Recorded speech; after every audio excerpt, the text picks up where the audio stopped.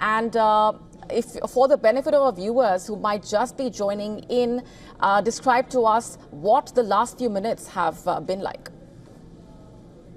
Well, so everyone is still outside on the streets. There's a great deal of fear and concern. People have not gone back into buildings.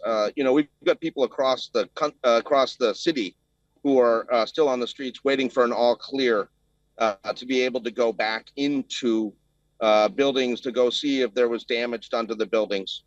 Right now, I'm surrounded by people from my condominium. I'm surrounded by children from an international school that's on this street. People are talking in groups, checking their phones. People are giving out water and food for people waiting. There was a lot of elderly people had to be evacuated, had to come down, 15 or 20 stories of the stairs. So they're exhausted. But, I think in general, the great fear is that there might be an aftershock. And as I mentioned earlier, Thailand doesn't have a history of major earthquakes. So this is very new to many people. And I've spoken to a number of people who were saying that they didn't know what was going on. And then they fled in fear from wherever they were onto the street and have been in a state of sort of excited apprehension and concern ever since. People are watching the news on their phones and, hoping that this situation will get back to normal and that there won't be too much damage and there won't be too much loss of life. I mean, I think that the major loss of life in Thailand is, of course, that building collapse that took place in Chatuchak, where at least 40 workers appear to have been trapped.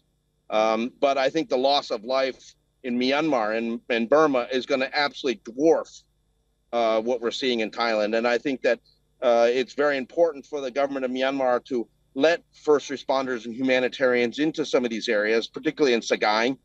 Sagaing has been an area where there has been active conflict between the Myanmar government and insurgents. But, everybody needs to recognize that this is a humanitarian disaster and assistance needs to get to the people who need it. And I think that's very important for the world community to stress to Burma going forward. Indeed, Phil, stay on with us. Thanks very much for sharing those updates from on the ground for the benefit of our viewers. Let's also play out some reactions that have been coming in. I was checking a message on my mobile phone. I was in my lazy boy and all of a sudden it moved back and forth and then it toppled over and I hit my head on the table, but it didn't leave a mark and I didn't break the glass table either. This is not the first time that the building has felt an earthquake. In 2004, when the tsunami and the earthquake happened in Sumatra, the building shaked immensely for almost 30 minutes, and then it had cracks in the walls, but never like this before. I was waiting for the bill and then suddenly I started feeling that the earth is shaking.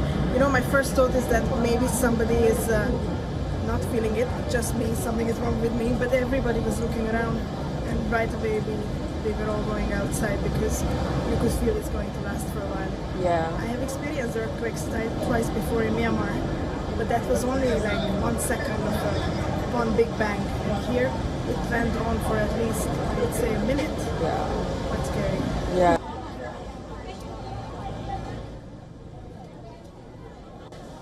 Those reactions are giving you a sense of the panic and what the mood has looked like. If you're just joining us, a powerful 7.7 magnitude earthquake at a depth of 10 kilometers struck central Myanmar. According to the U.S. Geological Survey, the impact, as we just told you, has been felt in different parts as well.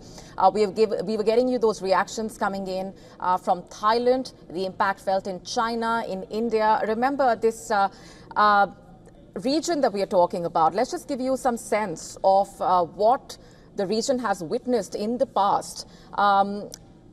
About 6 strong earthquakes of 7.0 magnitude have struck near the Sagaing Fault between 1930 and 1956. Now remember, this fault runs through the center of the country.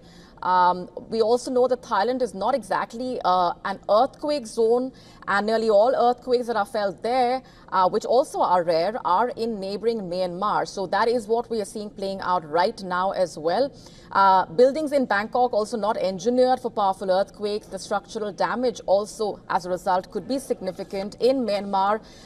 In fact, the central Myanmar area where the powerful 7.7 magnitude earthquake struck at a depth of 10 kilometers. We have been also getting in the latest from on the ground there. Roads buckled in Myanmar's capital. We also have told you that the Thai Prime Minister has declared a state of emergency in Bangkok. And the earthquake, in fact, as per the latest coming in, also turned a Bangkok rooftop pool into a waterfall. We also have been getting you those visuals coming in. The Indian Prime Minister has assured all possible support. Remember, India has been helping out countries in every way possible. In fact, as far as the post-earthquake assistance is concerned to different countries over the last few years, India's support to various countries, including Nepal, Indonesia, Afghanistan, Turkey. In fact, Thailand, as we just told you, also located in what's being called the Sunda Plate, which has been described as a low and sparse seismicity area, while Myanmar is located in the earthquake-prone region of the Alpine Belt, which is one of the two main earthquake belts of the world. So this is just to give you a sense of what the region looks like as far as the seismic zones and the earthquake belts are concerned. We also know, as per the latest, that there's been a power outage in Thailand's Chiang Mai after that major earthquake.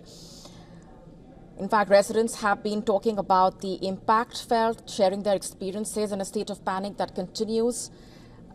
The powerful 7.7 magnitude earthquake that struck central Myanmar. And we have been also speaking to Phil Robertson, who's been getting us a sense of what things have looked like in Thailand, where he is at this point. Phil, as we continue to get our viewers a sense of what things are looking like, tell us a bit more about what you have seen over the last few minutes. Well, right now, I mean, I think we're just in a time of waiting, trying to get into the buildings, trying to assess what sort of damage may have occurred. You know, there's still a sort of degree of apprehension. A number of people I've spoken to are still too afraid to go back into the buildings. You know, they were in the buildings when at a high floor when the earthquake struck, and it was really throwing people around a bit. So you know, there's a lot of fear still about what happened. And I think that this is going to take a number of days for people to get over here in Bangkok. Indeed. Phil Robertson, thanks very much for joining us on the broadcast and sharing your inputs and telling our viewers more about what things have looked like. Buildings have been damaged in Bangkok. Remember, the buildings there are not usually designed to withstand earthquakes, so the damage could be significant. Yeah. And we will, of course, keep a close eye out for those inputs and details coming in as a result of that powerful 7.7 magnitude earthquake that struck central Myanmar. That remains our continuing focus. We're taking a very short break at this point. Stay with us here on WION World is One.